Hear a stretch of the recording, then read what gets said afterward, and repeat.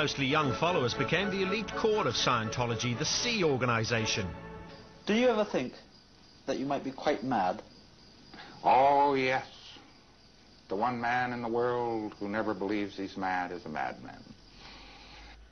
Hubbard's organization fought back against bans and adverse publicity worldwide to become a multi-million-dollar empire controlling a myriad of interlocking companies. Hubbard left $650 million when he died in 1986.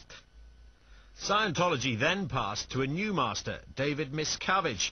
For 5 months, Miscavige's private office was managed by Vaughan Young's wife, Stacy. His viciousness and his cruelty to staff was unlike anything I had ever experienced in my life. He wanted me to carry out a lot of his vindictive orders. He just loved to degrade the staff. He got a kick out of it. He thought it was funny.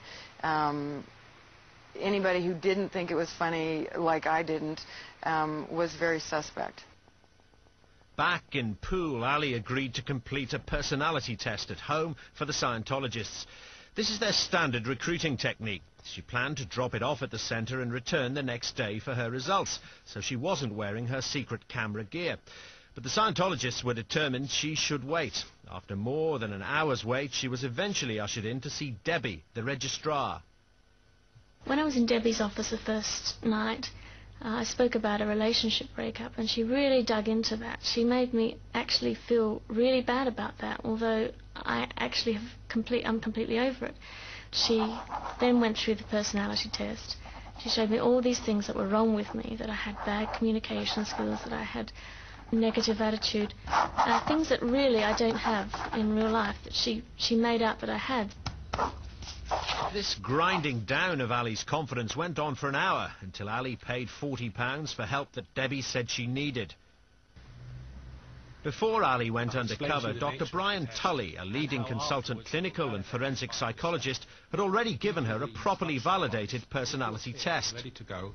I'd like you to start the test now, and I'll come back in about 35 minutes. Okay, thanks. Dr. Tully's findings were rather different to those of the Scientologists. As far as one can understand this form, they're more or less saying that she has some desirable qualities, but she has a whole range of undesirable and poor communication skills. Now, that's just not true. On a scientifically validated test, we find that actually she's a very warm person. She likes to get involved with people at a very early stage. She's emotionally stable. She's open to new experience and interests. Hello, Tully. Ali embarks on a communications course costing £50, designed to remedy her supposed lack of communication and relationship skills. These are a series of bizarre exercises.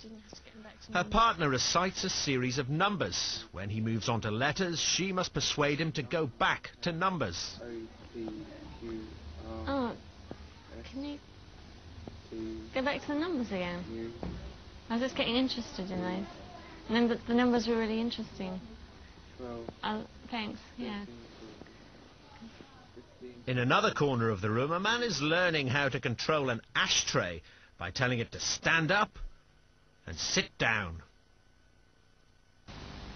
Now Ali's partner pretends to be a child who has wet his pants. Ali must respond appropriately. You don't have to be ashamed about that. Lots of kids do that when they first come to school. Yeah, 34. What do I say?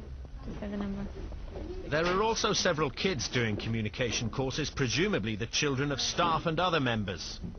7... Actually, 7 should be...